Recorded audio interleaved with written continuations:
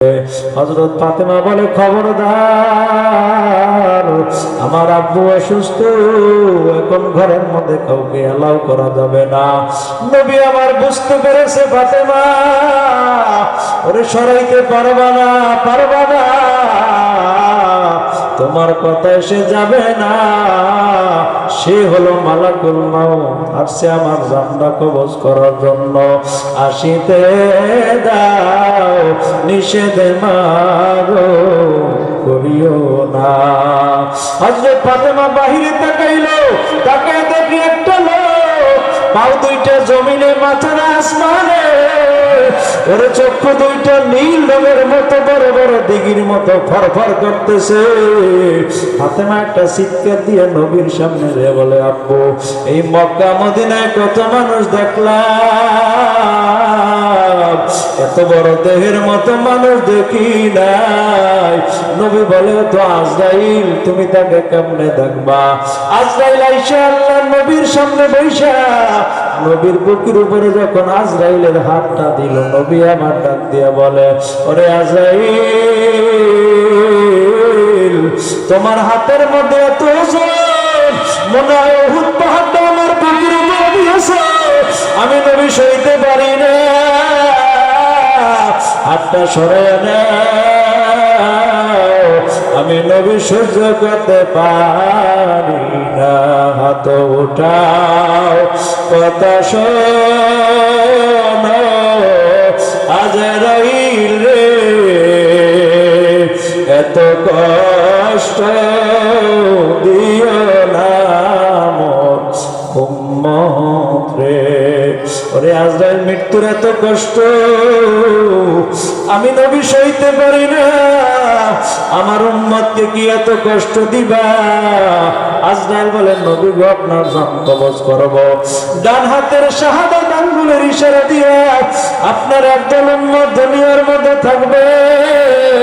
ওই মসজিদের কথা শুনলে মসজিদের কাছে আসতো না, নামাজের সময় হলে মসজিদের পাশ দিয়ে যাইতো, মসজিদে উঠতো না। ওই বেঈমানের জানটা আমি এমন ভাবে কবজ করব, এত জোরে টান মারবো, ওর কলিজাটা সিরিয়া যাইবে, পানি পানি বলে চিল্লাবে, কোন মানুষ তারা সন্দেহ না, এত পরিমাণ পানির পিপাসা লাগবে। 7 সমুদ্র 13 নদীর পানিও যদি দেয়, সব পানি খাইলে পিপাসা মেটবে না। নবী গো, আপনি বলেন, আল্লাহ তো আপনার কাছে আমারে পাঠাইছে, আগে জানতে বলছে আপনার ইন্তেকালের পরে লাশটা 4th আসমানে ইদ্রিস নবীর কাছে নিয়ে যাব নাকি জান্নাতে নিয়ে যাব?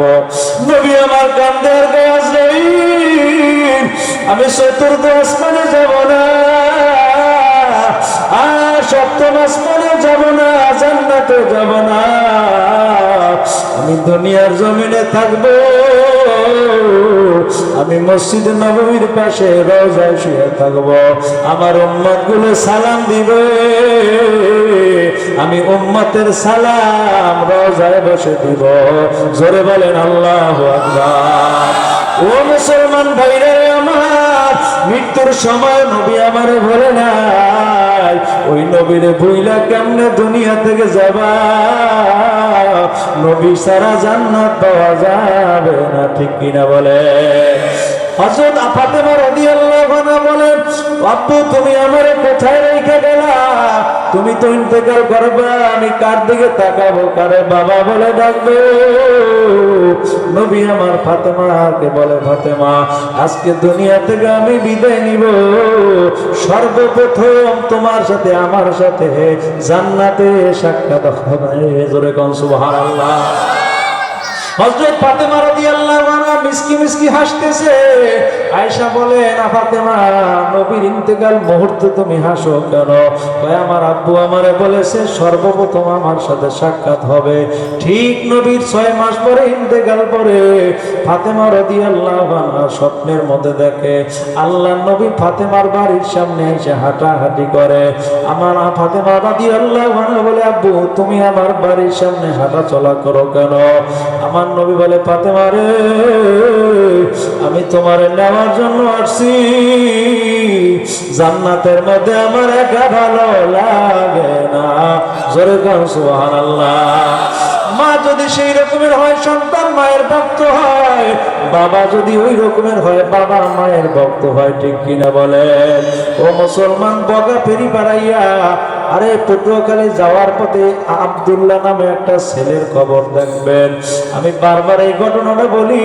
আমি শরীয়তপুর নড়িয়া পদ্মা নদীর পারে ওয়াজ করার জন্য গিয়েছিলাম। ওই মসজিদের ইমাম বলেছে হুজুর 2014 সনে 316 লঞ্চ এই জায়গায় ডুবছে। ওই দুমকির ছেলে আব্দুল্লাহ লঞ্চের মধ্যে উঠছে। আব্দুল্লাহর বাবা দুনিয়ায় নাই। মাকে ফোন করে বলেছিল, মা আমি আবার ঢাকা যাই তোমার খোঁজ খবর নিব, তুমি ঔষধ খাইও, ঠিক মতো খাবার খাইয়া নিও। কতক্ষণ পরে মা টিভি খুললো খবর দেখার জন্য। ওই টিভির মধ্যে লেখা পদ্মা নদীর মধ্যে পিনাক 6 লঞ্চ ডুবে গেছে। মায়ের মনে মানে না, মা মোবাইলে বের করে আব্দুল্লাহর ফোনে ফোন দেয়। ও মুসলমান, ফোন বন্ধ বন্ধ। অসুস্থ মায়ের খানা নাই, ঘুম নাই, বারবার কল দেয়, বারবার ফোনটা বন্ধ কয়। মায়ের মনে মানে না, পদ্মার পারে চলে গেল, গিয়ে দেখে হাজার হাজার মানুষ পদ্মার পারে বইয়া। কেউ বা সন্তানের লাশ নেওয়ার জন্য আসছে, কেউ সন্তান আসছে বাবার লাশটা নেওয়ার জন্য। কত লাশ নদীর মধ্যে থেকে ডুবুরিরা উঠায়। ওই মা বারবার ফোন দেয়। 7 দিন হয়ে গেল, সন্তানের কোনো খবর নাই। 7 দিন পরে মায়ের মোবাইলে সন্তানের ফোন থেকে ফোন আসছে। মা মোবাইলটা ধইরা বলে, বাবা এই 7টা দিন পর্যন্ত আমার খানা নাই, ঘুম নাই, তোর জন্য পাগল পারা হইয়া পদ্মার পারে দৌড়াই। এতদিন ফোনটা বন্ধ রাখছে কেন? ও বাবা, ফোনটা বন্ধ রাখার কারণ আমারে বল। অচেনা অজানা একটা কণ্ঠ ডাক দিয়ে বলে, ও মা, তোমার সান্ত্বনা দেওয়ার আমার কোনো ভাষা নাই, ভাষা নাই। আমি তোমার সন্তান আব্দুল্লাহ না, আমি থানার ওসি সাহেব। তোমার সন্তানের লাশটা নদীতে ভাসতে ভাসতে যখন শরীয়তপুরে নদীর পাড়ে আসছে, ওর প্যান্টের পকেটে মোবাইল পাইলাম। ওই মোবাইলের সিমটা যখন আমার মোবাইলের মধ্যে ঢুকাইলাম, আমি দেখতাম ডাইলে মা নামে একটা নাম্বার। মাগো, আমি ফোন করছি তোমার নাম্বারে, তোমার সন্তানের লাশ নিয়ে যাও। মা যাইয়া দৌড়ায়, যাই দেখে থানার সামনে হাজার হাজার মানুষ দাঁড়ানো। দুর্গন্ধে লাশের কাছে কোনো মানুষ যায় না। মায়ের কানের মধ্যে শুধু চারপাশে মানুষ কথা বলতেছে, দুর্গন্ধের কাছে যায় না। কেউ বলে লাশটা পয়সা তো দুর্গন্ধ হয়ে গেল, কাছে যাওয়া যায় না। ওরে মায়ের নাকের মধ্যে দুর্গন্ধ নাই। মা যাইয়া লাশটার উপরে পইরা গালের মধ্যে চুমা দেয়, কপালে চুমা দেয়, আর বলে, আব্দুল্লাহ আমার মা বলে ডাক দে। আমি মায়ের কলিজা শুকায় রইছে। যারা দেখেছে তারা বলেছে, ওই মায়ের ঠোঁটের সাথে আব্দুল্লাহর গালের পচা চামড়া গুলো উঠে আসে। মায়ের নাকের মধ্যে দুর্গন্ধ যায় না। হুজুর, ওই মহিলাকে দেখেছি, লাশের কাছ থেকে যায় না, যায় না। মাঝে মাঝে বলে, বাবা আমারে মা বলে ডাক দাও, তোমাকে সাইরা কিন্তু আমি ঘরে যাব না। ছেলেটারে অ্যাম্বুলেন্সের মধ্যে ভইরা যখন দুমকির কাছাকাছি চলে আসলো, রাস্তার 2 পাশে মানুষ দাঁড়িয়ে আছে। মা ডাক দিয়া বলে, এলাকার মানুষ কি দেখো, আমার সন্তান আর আমার মা বলে ডাকবে না, ডাকবে না। দূর দেশে যদি কারো সন্তান মারা যায়, প্রতিবেশী জানার আগে আগে জানে মায়, ঠিক কিনা বলে? আল্লাহ নবী স্বপ্নে দেখাইল, ফাতেমা আজকে দুনিয়ায় সাহারি খাইবা, আমি নবীর সাথে জান্নাতে ইফতার করবা। ফাতেমার বুঝতে বাকি নাই, আমার আব্বু আমার নেওয়ার জন্য আসছে, জীবনের আমার শেষ সময়। নবী ফাতেমাকে দেখা দিয়েছে, ফাতেমা কান্না করতেছে। আলী রাদিয়াল্লাহু আনহু এসে তাকে ফাতেমার চোখ গড়াইয়া পানি বইরা কোরআন শরীফ ভিজে যায়। ও ফাতেমা কান্না করো কেন? ওই আসছে আমার বাবা আমারে নেওয়ার জন্য, আমি আর মনে হয় থাকতে পারবো না। আলী রে, আমার দুইটা সন্তান কলিজার টুকরা, তোমার কাছে আমি জিম্মাদারি দিয়ে গেলাম, একটু নজরে নজরে রাখিও। এখন আলীও কান্না করে, ফাতেমা রাদিয়াল্লাহু আনহাও কান্না করে। কতক্ষণ পরে হাসান হোসেন আয়েশা মায়ের চোখের মধ্যে পানি দেইখা প্রশ্ন করে, মা গো, তুমি কান্না করো কেন মা? ফাতেমা রাদিয়াল্লাহু আনহা বলে, আমার কান্নার কারণ আমার কাছে জিজ্ঞাসা করিও না, তাড়াতাড়ি নবীর রওজার পাশে যাও। ওই নবীর রওজার পাশে যাইয়া তোমার নানা ভাইয়ের কাছে জিজ্ঞাসা করো। মুসলমান আওয়াজ দিয়ে বলেন আল্লাহু আকবার। নবী আমার রওজায় শোয়া, কিতাবের মধ্যে আছে আম্বিয়া ও আহইউন ফি কুবুরিহিম, নবীরা রওজার মধ্যে জিন্দা থাকে।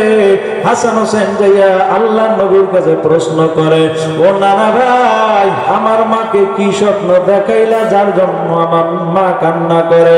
আমার নবী রওজা থেকে আওয়াজ দেয়, ওরে হাসান হোসেন, তাড়াতাড়ি বাড়ি যাও, আর দাঁড়িয়ে থেকো না, তোমার মায়ের চেহারাটা শেষ দেখা দেখা নাও, তোমার মা আর বাঁচবে না, বাঁচবে না। হাসান হোসেন দৌড়ে যাইয়া মায়ের কাছে বসে বলে, মা তুমি নাকি আর বাঁচবে না, আমরা কার চেহারার দিকে তাকাবো? ক্ষুধার তাড়না লাগলে মাগো কে আমাদেরকে খাবার দিয়ে দিবে? ফাতেমা বলে, ও হাসান হোসেন দাঁড়াও, তোমার আব্বুর কাছে আমি ওসিয়ত করে যাই। প্রিয়তম স্বামী আলীকে ডেকে বলে, ও স্বামী আমার, আমি ইন্তেকালের পরে যদি তোমার দ্বিতীয় বিবাহ করার প্রয়োজন হয় করিও, সপ্তাহে 7 দিনের 6 দিন ওই বিবির কাছে থাকবা, একটা দিন আমার দুইটা কলিজার টুকরা হাসান হোসেনকে একটু বুকের উপর নিয়ে রাখতে ঘুমাইবা, আমি ফাতেমার কলিজা ঠান্ডা হয়ে যাবে। জোরে বলেন আল্লাহু আকবার।